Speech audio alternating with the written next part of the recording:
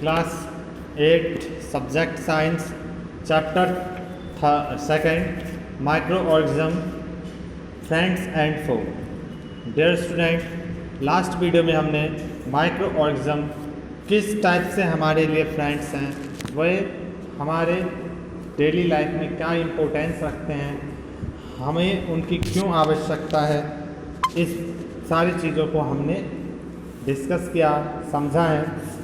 आज भी इस वीडियो में बच्चों हम हार्मफुल ऑफ माइक्रो ऑर्गेनिज्म यानी कि वे माइक्रो ऑर्गेनिज्म जो कि हमारे लिए नुकसानदायक हैं, हार्मफुल हैं, ऐसे माइक्रो ऑर्गेनिज्म को हम समझेंगे। इसमें बच्चों एक बार मैं आपको रिवाइज करवा देता हूँ कि माइक्रो ऑर्गेनिज्म्स हमारे लिए फ्रेंड क्यों हैं, वे हमारे लिए क्या क्या इम्पोर्टेंस रखते हैं। तो बच्चों इसमें सबसे फर्स्ट है माइक्रो ऑर्गेनिज्म का कॉमर्शियल यूज़, माइक्रो ऑर्गेनिज्म का मेडिकल में यूज़, माइक्रो ऑर्गेनिज्म का मेडिसिन में जैसे कि वैक्सीन बनाने में यूज़ होता है। इसी प्रकार माइक्रो ऑर्गेनिज्म जो होती है वह सॉइल की फर्टिलिटी रेट बढ़ाती है, सॉइल की उर्वरकता बढ़ाती है मिट्टी की, और सबसे ज़्यादा इम्पोर्टेंस माइक्रो ऑर्गेनिज्म है जो कि हमारे एनवायरनमेंट को क्लीन रखते हैं, साफ़ सुथरा रखते हैं, प्रदूषण से मुक्त रखते हैं। जो ऐसे सब्सटेंस है जो कि वातावरण को, एनवायरनमेंट को नुकसान पहुंचाएंगे, उनको वह सड़ा गला करके हटा देती हैं, जिससे हमारा एनवायरनमेंट पॉल्यूशन फ्री रहता है। आज के वीडियो में बच्चों देखेंगे कि वे सारे माइक्रो ऑर्गेनिज्म जो कि हमारे लिए नुकसानदायक हैं, क्या क्या नुकसान पहुंचाते हैं, ऐसे कौन कौन से माइक्रो ऑर्गेनिज्म हैं, इन सारी चीज़ों को हम डिस्कस करेंगे। तो देखिए, चलिए स्टार्ट करते हैं। Topic number 2.4 harmful microorganism. Microorganism are harmful in many ways. Some of the microorganism cause disease in human beings, plants and animals. यानी कि बच्चों माइक्रो ऑर्गेनिज्म जो हैं वे हमारे लिए कई प्रकार से नुकसानदायक हैं।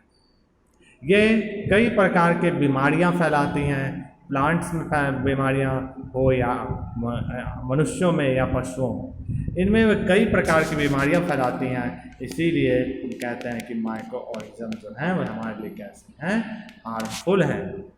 नेक्स्ट देखिए बच्चों, micro organisms are called pathogens. Some micro organism spoil food, clothing, leather. Let study more about the harmful activities. Means बच्चों ये जो माइक्रो ऑर्गेनिज्म होते हैं जो हमें नुकसान पहुंचाते हैं, उनको हम कहते हैं पैथोजेंस। और इनका काम क्या होता है, जैसे कि भोजन को ख़राब करना, क्लोथिंग करना, लेदर करना, ये सारी चीज़ें इनकी हार्मफुल एक्टिविटीज़ होती हैं। तो चलिए एक एक करके देखते हैं हम कि उनकी ऐसी कौन कौन सी एक्टिविटी है जो कि नुकसानदायक है।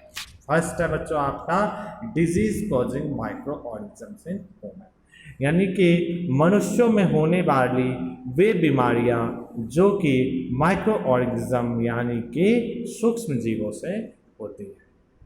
इसमें बच्चों वे कौन कौन सी बीमारियां हैं जो कि सूक्ष्म जीवों से होती हैं, तो देखिए, pathogens enter our body through the air we breathe, the water we drink और फूड वी ईट। तो सबसे पहले बच्चों पैथोजेंस हमें नुकसान पहुंचाएंगी तो तब जब वो हमारे शरीर में एंटर करें, यानी कि हमारे शरीर के अंदर प्रवेश करें।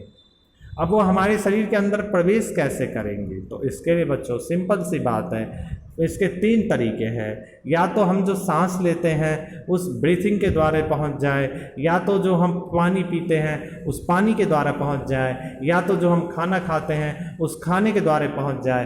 तो ये 3 तरीके हैं। जैसे कि आजकल आप देखते हैं कि कोविड-19 जो महामारी है, जिसमें लोगों को कहते हैं कि मास्क पहनो, हाथ धो के खाना खाओ, आँख मुँह कान मत छुओ, ये सारे लक्षण इसी के ही हैं। क्योंकि वायरस जो आपका कोरोना वायरस है ये भी तो माइक्रो ऑर्गेनिज्म्स हैं, ये भी तो सूक्ष्म जीव हैं, अतः ये भी इसी तरीके के बीमारियां फैलाने का काम करती है।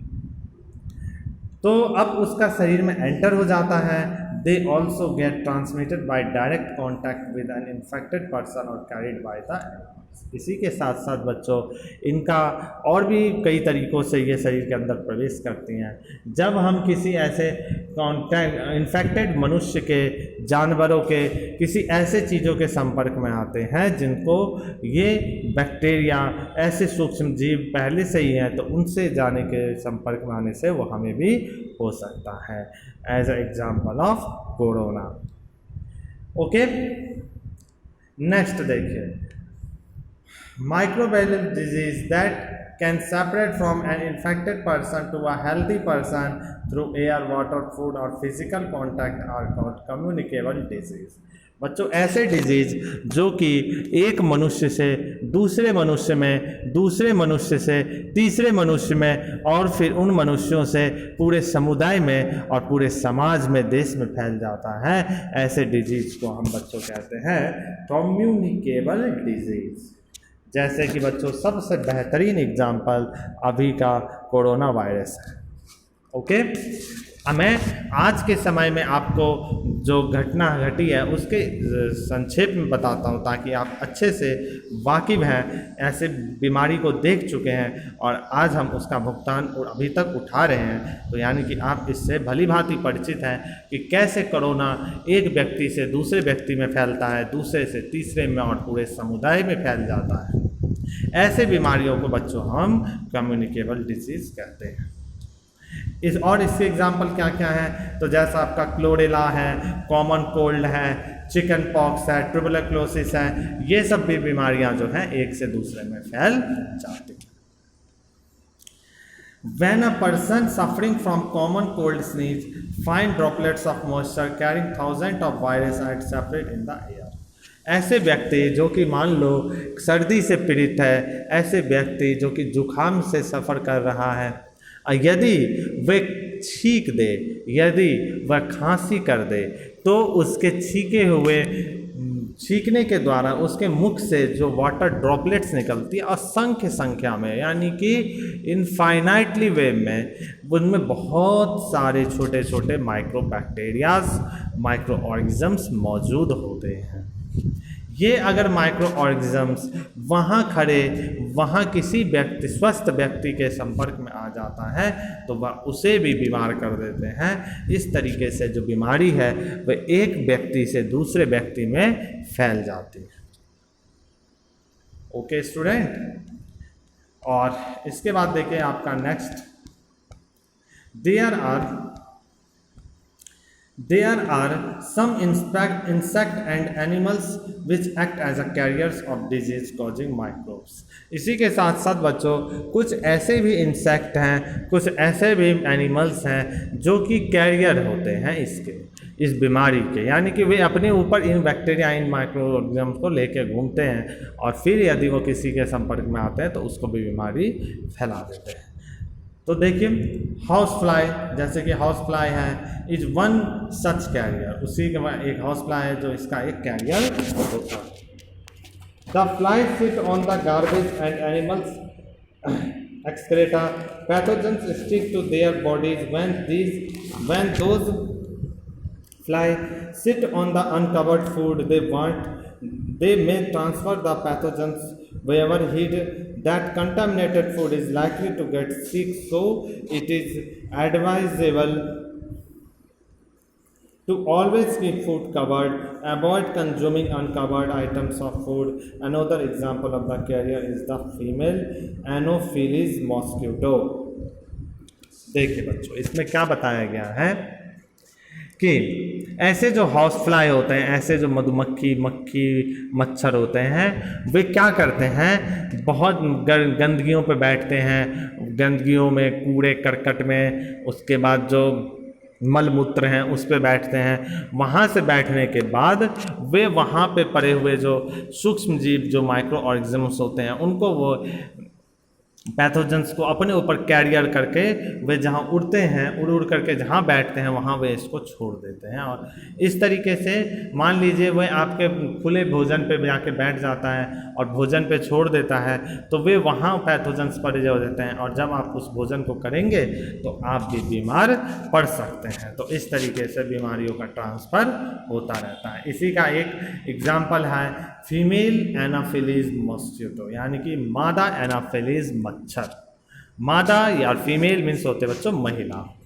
महिला मच्छरों में बच्चों क्या है, जैसे कि मनुष्यों में भी होते हैं एक मेल और एक फीमेल, ठीक इसी प्रकार दुनिया के समस्त जीवों में भी मेल और फीमेल होते हैं। तो मच्छर में भी एक मेल मच्छर होता है और एक फीमेल मच्छर होता है।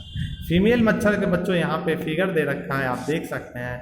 और इस फीमेल मच्छर को अपने पीढ़ी को आगे बढ़ाने के लिए ब्लड की आवश्यकता होती है, और फीमेल मच्छर ही काटता है, खून पीता है और विभिन्न तरीके से बीमारियों को फैलाता है। इस मादा एनाफिलीज मच्छर यानी कि फीमेल एनाफिलीज मॉस्किटो से डेंगू वायरस फैलता है, जो कि बहुत ही खतरनाक बीमारी है। ओके स्टूडेंट, तो इसी के साथ आज के वीडियो में इतना ही। नेक्स्ट वीडियो में बच्चों हम बाकी डिजीज़ और इनके जो भी नुकसान हैं वे सारी चीज़ें हम करेंगे।